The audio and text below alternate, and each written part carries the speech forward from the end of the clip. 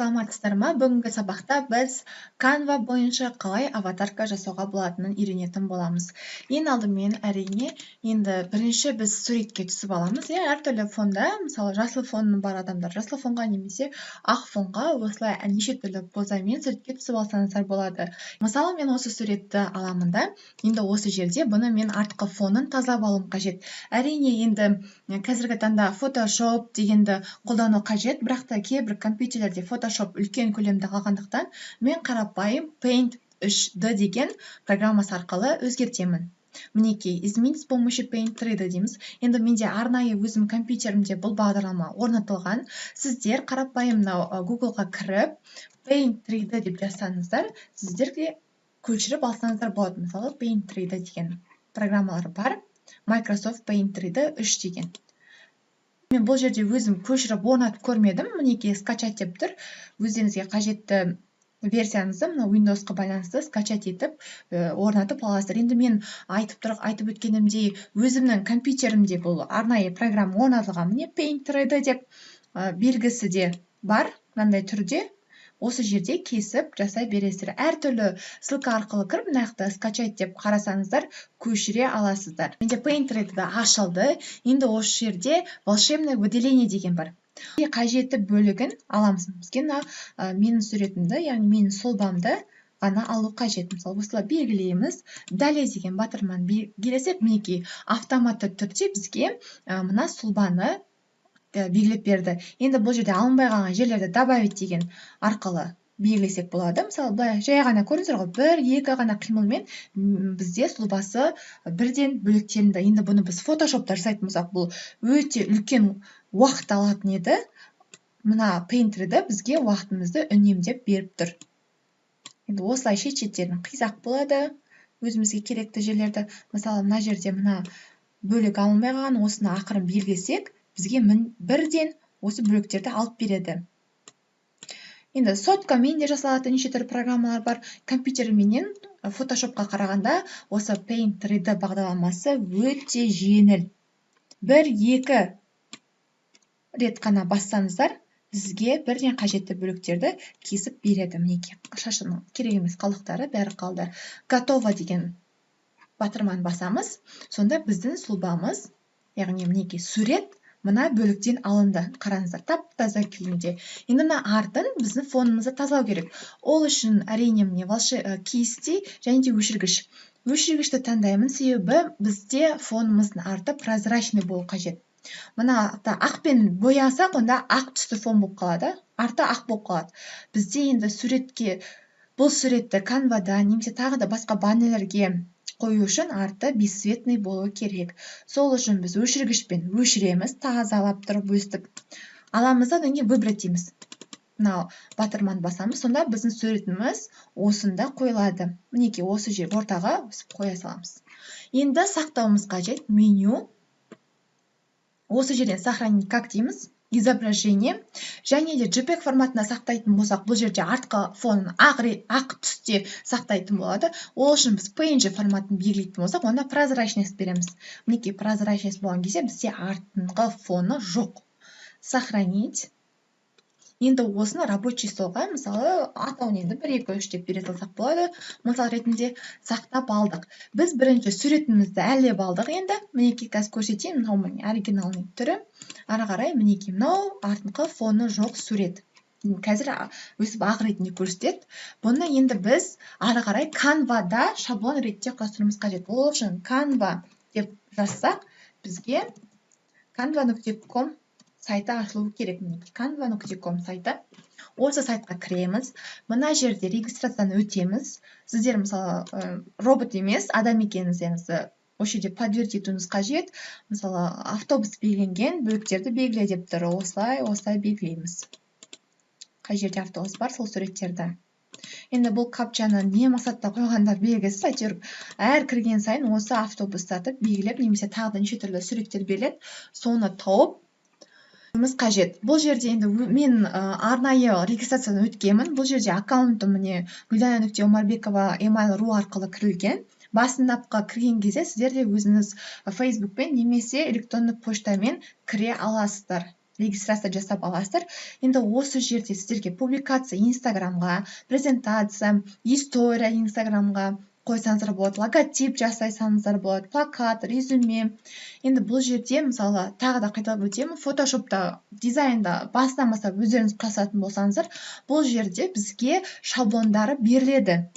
Қай жерде не құрастыруға болады? Мысалы, мен ваши дизайны деп тұрмын, бұл жерде буклет құрастырғанмын. Мысалы, ютубқа фонды мен көбінесе презентация деген таңдау арқылы құрастырамын.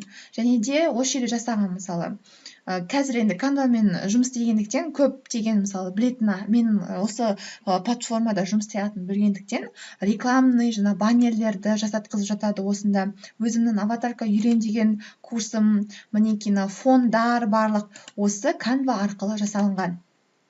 ютубтан да көріп жүрсіздер, ютубты ашып көрсетейін өзімнің. Осы жердегі өзімдегі фондардың барлығын осы Canva арқылы жасалынды. Барлық аватарка, WhatsApp'тағы аватарка, ютубтағы мына бірінші беттегі фондар, мінекей, мына фонның барлығын, мына жердегі осы бірінші көрінетін беттегі фондардың барлығын мен осы Canva арқылы жасаған болатынмын. Енді қараңыздар, бұл жерде сіздер егер де Moodle платформасына немесе ютубқа фон қоятын болсаңыздар, мен презентация деген бөлімді таңдаймын. Себебі бұның биіктігі мен ені именно осы фонға байланысты. 1920-да 1080 пиксель бойынша есептелінеді. Сол үшін бұл бүкіл облысты жабады. Мысалы, мына жердегі форма бұл енді Инстаграмға жасанған форма болғандықтан шеттері қара болып қалып тұр. Енді қара емес полностью жауып тұру үшін біз осы презентация ретінде алсақ болады. Расширениясы 1920-да 1080 пиксельмен. Қазір мен сіздерге көрсетейін енді бір мысал ретінде. Өзімнің суретімді загрузкаға кіреміз де жаңағы суретті жүктеп аламыз. Устройство, бұл жерде рабочий столда сақтадық біз. Осы суретті жүктеп аламыз осы жерге. Енді бұндай бұрыннан жүктелген картинкалардың барлығы сақталған. Әр кірген сайын загрузка жасамайсыздар, керек суреттерді қоя бересіздер. Мысалы, енді мына жерде шаблондар бар, сізге қажетті неше түрлі шаблондар. Енді өзіңіздің дизайныңызға, қалай жасайтыныңызға байланысты бұл. Осы видеоны сақтаймын ғой, сақтағаннан кейін бетінде фон тұру қажет. Сол фонның қалай болатынын ойластырайын. Ол үшін мінекей өсіп барлық шаблондарды қарап шығамын. Енді осы жерде ұнаған, өзіме келеді-ау деген бір шаблонды аламын. Мысалы, мына шаблон. Осы жерде неше түрлі шаблондар бар. Тағы да давайте етіп бірнеше шаблондарды алып, сол шаблондарға байланысты өзіңіз идеяңызға байланысты қоя берсеңіздер болады. Немесе тура осы дайын шаблондарды алсаңыздар да болады. Неше түрлі түстер берілген. Недавно использованный деп тұр, бұл жерде мен бұрын қолданған шаблондарым да бар екен. Соның ішінен таңдасам да болады. Ноутбуктан жоқ болса, онда соткамен де жасауларыңызға болады. Қазіргі таңда барлық программалар сотка арқылы да жасалыла береді. Қарап отырсаңыздар болады, қайсын таңдасам болады деп. Бұл жерде өте выбор көп. Бастапқыда қиын болуы мүмкін. Не қоямын, қалай қоямын дегендей, бірақ кейіннен үйреніп кетесіздер. Мысалы, бұл жерге тағы да бір добавить страницу деймін, мына шаблонды көрейін, қараңыз. Осы жерге мен Canva-ның суретін табуым қажет. Енді Google-ға жазсаңыздар болады, Canva деп суреттер шығады. Мен алдын ала енді барлығын жазып қойған болатым. Осы жерде менде сақталып тұр. Мен мына жерде тұрайын. Осылай. Үлкейтсеңіздер болады. Көрдіңіздер ғой, артқы фонның бесцветный болғаны осы дайын фонға қойғанға өте ыңғайлы. Суреттерді көшірген кезде сіздер мысалы Paint 3D деп жазсаңыздар, сіздерге 5 фона тоже тапсаңыздар болады, өсіп қоя бересіздер. Мінекей Canva деп тұр. Мына енді Paint 3D деген кішірейтсек болады.